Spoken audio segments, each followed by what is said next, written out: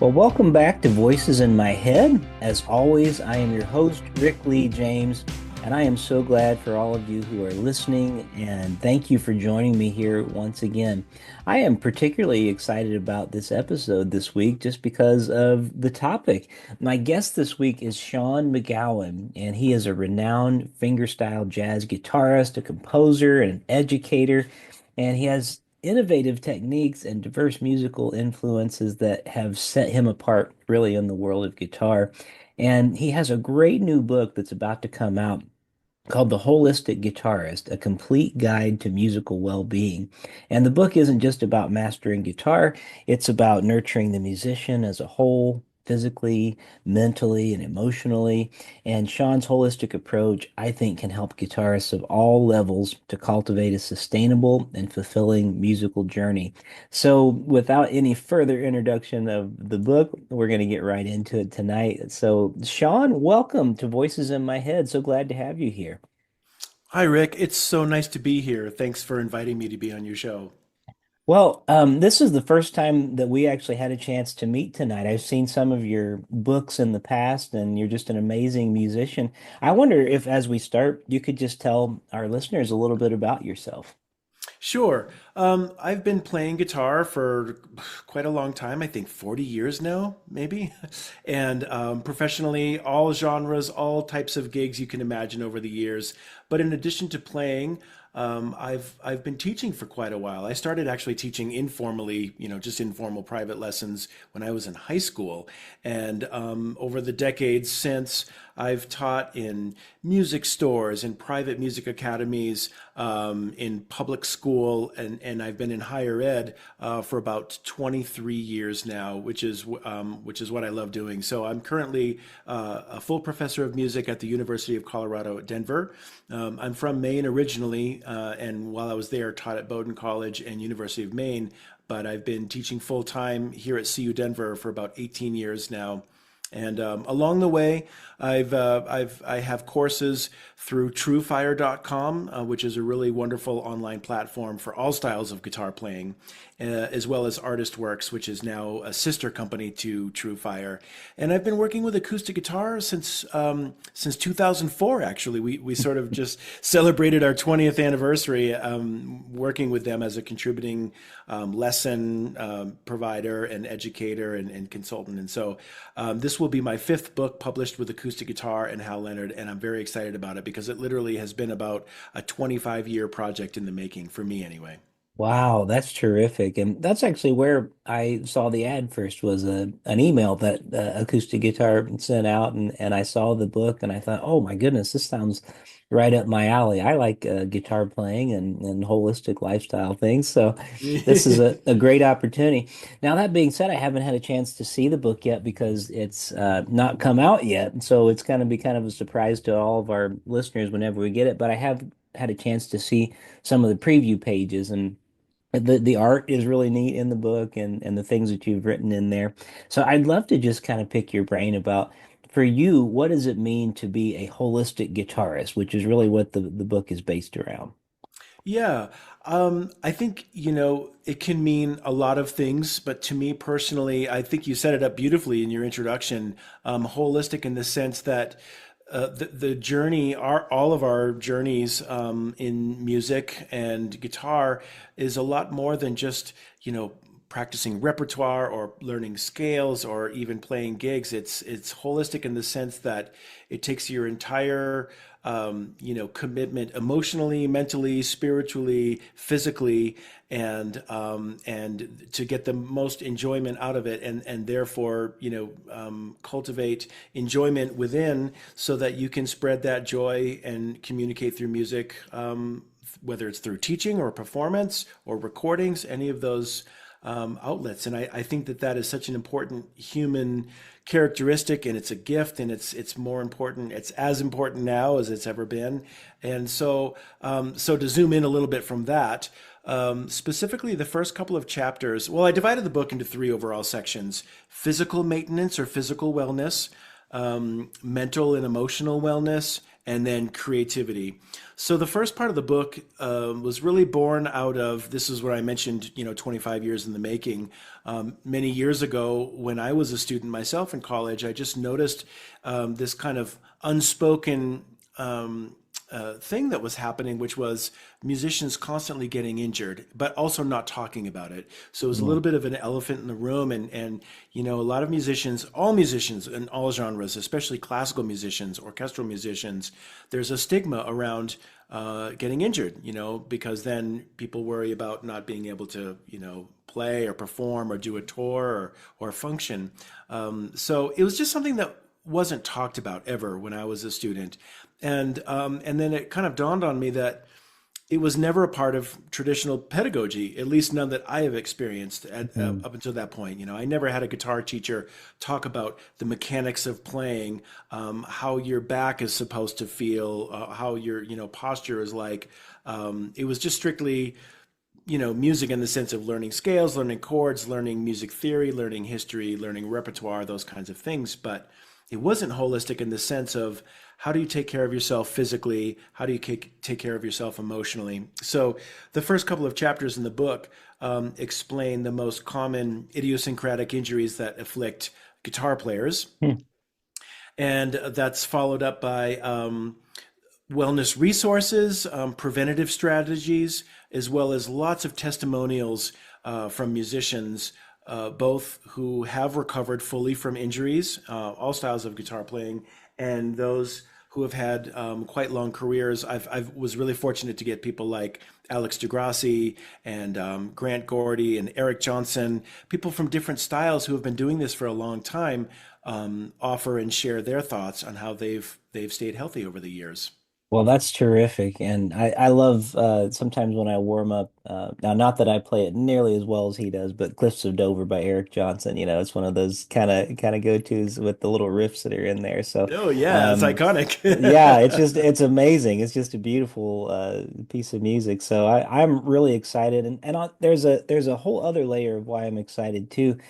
This past year, just a couple months ago, actually, I went to the Grammys because first time ever, probably last time ever, I played on an album that got nominated this year. I played Oh, very guitar, cool. and it was like, oh, this is probably never going to happen again. I don't know for sure. Just before I went, I cut the tip of my finger so bad, like Oh, I nearly cut the end of it off, mm, I still haven't quite recovered from it in my playing. So when I saw what your book was about, kind of taking care through injuries and different things, I'm kind of building back from where I was, where the wound is healed, but there's still a lot of pain that goes yeah. along with it. So I'm grateful that you even thought about this because, as you said, we don't think about it a lot when we're, learning guitar from people. Usually it's just scales and techniques and different things. Hmm. But to actually think about what it means to be recovering in the midst of that, because we wear a lot of our identity, I think, too, on our instrument sometimes. Oh, And so yeah, absolutely. almost almost feels like when we get broken where we can't play, it's like that part of us dies a little bit, so it really hurts to do that. So bravo, first of all, for I feel like doing the job of a servant in many ways to other people for helping that kind of instruction that can help people in the recovery process. But the other layer of that I wanted to say, and I mentioned this in the email, my day job is I work as a chaplain in a hospital. So a lot of what I do is I visit with people. Most people don't realize that what we do as chaplains is based around emotional health. And so whenever we come into people, they're dealing with great anxieties. And I will go into a room sometimes with people if I discover that music is very important to them. And I will play music on the guitar, or I might wheel a keyboard in or something like that. And Mm. there's something very core there where people find meaning and value and purpose and connection. And I've played everything from Amazing Grace to Freebird in rooms with patients. It just depends on what that person meets. So I'm really interested, all that is to say, in this approach that you have in the book, and I'm grateful. So because I have not had a chance to read it yet. I'm looking forward to it. Tell me a little bit about some of the artists you mentioned before, how you have interviews and different tips and techniques. Is it the kind of thing where you wrote most of the book and then had them write little sections, or do they have like chapters of themselves, or how is it structured in that way? If you don't mind going just a little bit deeper. Of course. Mhm. So I kind of, it changed directions quite a bit over the past year where I was physically writing the book and trying to organize everything. And it all kind of fell into place in a beautiful way. And, of course, everybody's busy, everybody's running around, people are touring. So, things were coming in at different times in terms of testimonials and stories and advice and all of those things. So the way I ended up structuring it was I thought that it would be a great almost kind of an epilogue to the book. So there's 9 chapters in the book, and chapter 9 is just titled "Good Medicine: Advice for the Long Haul." And I Mm. had such great advice and testimonials. There's testimonials and very real life, anecdotes which are funny, but also profound and poignant throughout the book. But I got so much great information from Eric, from Alex, from Grant Gordy, from great flamenco guitarist Juanito Pascual, Lawrence Juber, great acoustic fingerstyle guitarist, played with Wings. Mhm. Clive Carroll, a beautiful English player. Lots of people from different styles. They were so generous with their information and their experiences that they wanted to share to help anybody, keep a vibrant musical practice consistent. Vicky Genfen was another one, and they've also had experience touring and recording in quite a bit, and they basically had so much to offer that we just decided to dedicate an entire chapter. So the way that last chapter is, it's kind of a culminating chapter. So it's all of those people and more that I mentioned on developing technique in a way that you won't hurt yourself, how to stay healthy when you're traveling on the road, how to stay inspired, how to develop a meaningful relationship with yourself through your instrument, with your audience, through your music and live performances and recordings. And they all had some very beautiful things to contribute. The last section of the book is just called Advice to a New Student. Everything that they said is like a little treasure. It's like a little gold nugget of wisdom. So I was very humbled and grateful that they were willing to contribute in that way.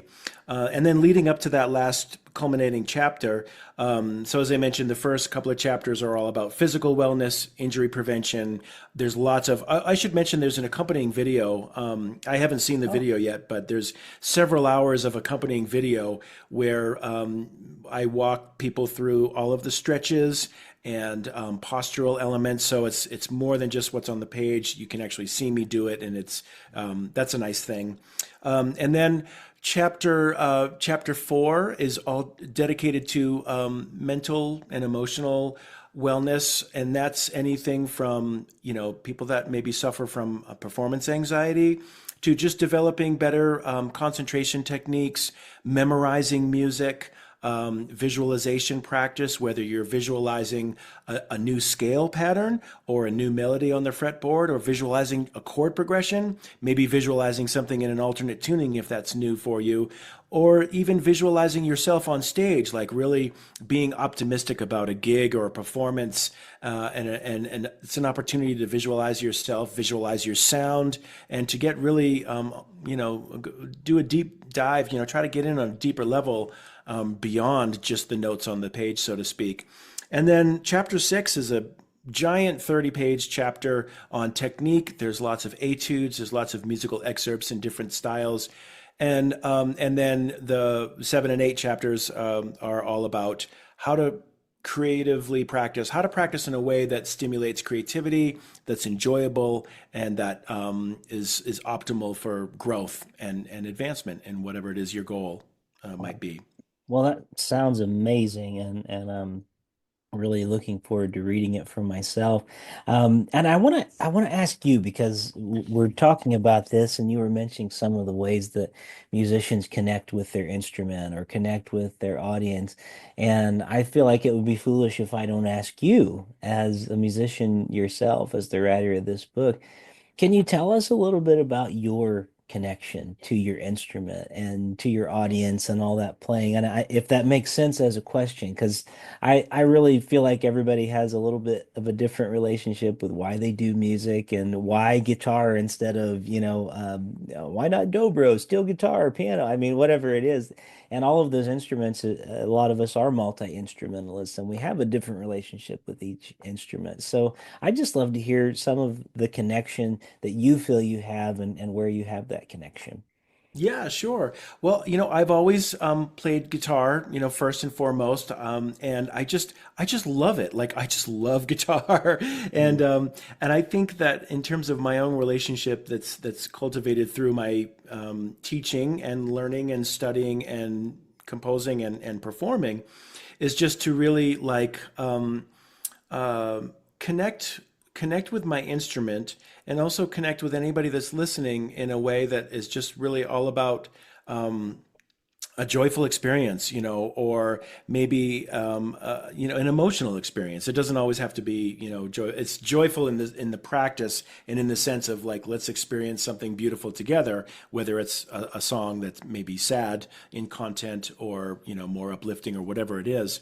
I think music has always served throughout history that function, whether it's used in spiritual practice or religious ceremonies, or in just in everyday life through ritual and family events. And for I mean, if you think about it, everything that we have right now, music through our phones or even CD players, that's all so relatively recent. So, mhm. for eons, music was communicated orally and in person. Yeah. And I think that there's still a real need for that. So, for me, being an instrumentalist, I don't sing at all. I've thought about that a lot. Like, how can I connect to an audience without actually singing words? Mm. And of course, I had lots of incredible experiences seeing some of my favorite instrumental musicians do that. And they all had this ability to just connect through sound. It's something that's almost ineffable, but you can feel it. Mhm. I remember when I was young, I got to see B.B. King, and it was incredible. I mean, it was transformative in a way. Like, he was such a great singer and a personality, but just his guitar playing just Mhm. gave you chills through your entire body. So, I think that um, the audience is on the side of the musician. Of course, they want to be there to suspend their reality. Of course, they're not. They don't want to be there to criticize, or they don't want anybody to fail. And this is something that we talk about with dealing with performance anxiety, for example, which is very normal and everybody deals with it to some extent. But we can't let it be debilitating or prevent us from doing what we love, because the audience wants that. The audience wants you to go up there and play well. They want to experience something that's really beautiful and joyful through sound. And that's kind of the ineffable part. But I know you know what I'm talking about when you've experienced something that was just beautiful, whether it was a symphony Mhm. or a rock concert or what, a solo classical guitar. I just saw David Russell a few weeks ago, and it was amazing just the way that he could communicate through his instrument. So I've had lots of experiences where I've got to experience that as a listener, and I do everything I can to try to cultivate that so that I can communicate it as a performer. Yeah. Well, and I love too, just speaking. Thank you very much for sharing that, by the way. That was very insightful. But just speaking for myself too, on the other, from my experience, one thing I love about it is when I hear a song that for whatever reason it connects with me in a powerful way.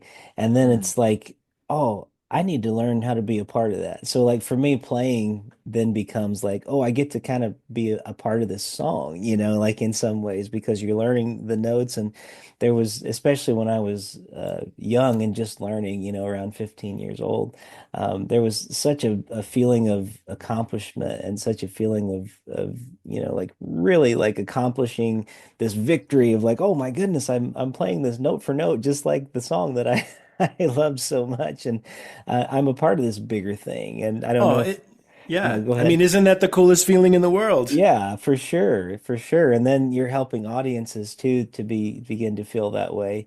And then some of them may go home and try to learn it as well. You're just kind of sharing this thing together, and I love that. So, Yeah, well, me too. And I would just say real quick, like there's things, unfortunately right now we're in a time where things are so divisive through media and politics or all of these other things. And music, like food, is a connector. Yes. Music brings people together, and just like food, it's a great way to learn new things and experience new things. And I've always felt that way about music. So just to be a participant in that process is I think fundamentally sacred, and it's something that I do not take for granted. And actually, throughout the book, there's quite a bit of information on keeping a journal and also meditation and visualization, but also a practice of gratitude, which I feel is a really, again, this is something that none of my teachers ever talked about, but through other study and reading of other things, I think it's absolutely, pertinent and applicable to contemporary musicians to really feel honored at the privilege of being able to participate in something Yeah. so wonderful and expansive and far-reaching as music. Not only geographically far-reaching, but historically, like you said, if you play a piece written for classical guitar that was composed in the 1800s, you're literally connecting to over 100 years ago or 150 years ago with that composer and with the times, and it's really special. It's very cool. Well, I very much agree with you on that. So, well, I can't wait to read the new book when it comes out. And just as we're closing up our time together today, is there anything that we didn't talk about that you would like to kind of highlight? Or is there anything that you're just kind of excited about right now, musically? Or it doesn't even have to be music. Maybe there's a book or a TV show. I don't know. But Yeah. I always like to just find out what's really giving you life right now. Yeah, well, certainly this is because it's so new and there's so much energy going into it. So I would just share that I'm very reachable via my website, which is seanmcgowanguitar.com, and if people want to visit the acousticguitar.com website, there's links to pre-order the book if anybody is interested. I think one thing overall I would just say about the book is that it truly is written for everybody, any guitar player, regardless of what genre or style they play or what level they're, whether they're beginner, intermediate. This is all information that is applicable and available for all guitar players. And that was a big thing. In the past, I've written books that were specifically about fingerstyle guitar. I have a book about, just specifically hymns and Christmas music, and then another Mhm. book just on jazz, like a jazz method. This book, which I'm very excited about, is literally for everybody, for anybody that plays guitar that wants to take a deeper dive. And it's a book, I wanted to write it like a cookbook, that it was beautiful and you could just kind of come and go. It's not a method book. It's meant to be a Yeah. reference manual to support people on their journey. Well, that is terrific. Well, I know that a lot of people listening to this are going to be very excited about it too, and I will make sure to put links in the show notes to your website and to the new book. So, the Holistic Guitars, and it comes out again on which date? I should have written it down, but I didn't. I've been told in the next 6 weeks, so there's no specific date, but certainly before summer starts. So But I'm hoping by the end of May. very good. And you can pre-order it now. So that's the important part. And we'll make sure again to put links. And if everything works well in internet world like it's supposed to, from where you're listening to this podcast, you should be able to just go to the notes and click on it and be able to go right there to pre-order it. So, well, Sean, thank you so much for just being so generous to come on and talk about your new book. And I'm honored to find out that this is the first thing that you've done really promotion wise as far as podcasts and things. So I'm grateful to be able to kind of premiere this whenever we release it, and it's actually going to be tomorrow from the time that we're recording this. So Wow, everything's you work good. fast. I do. I try to work fast for sure. So, well, thank you again. I appreciate it, and as I say to my guests every week when they're on this show, thank you for being one of the voices in my head this week. And as we close out today, I just want to thank all of you who are listening once again, and make sure to go to the links that we're going to have in the show notes. And please feel free to check out rickleejames.com. And there's some pretty fun and interesting things on my website too that hopefully you have not seen everything on it yet. And we're planning on bringing out some more new things in the future. So have a great night. God bless you, everyone. And thank you for listening to Voices in My Head.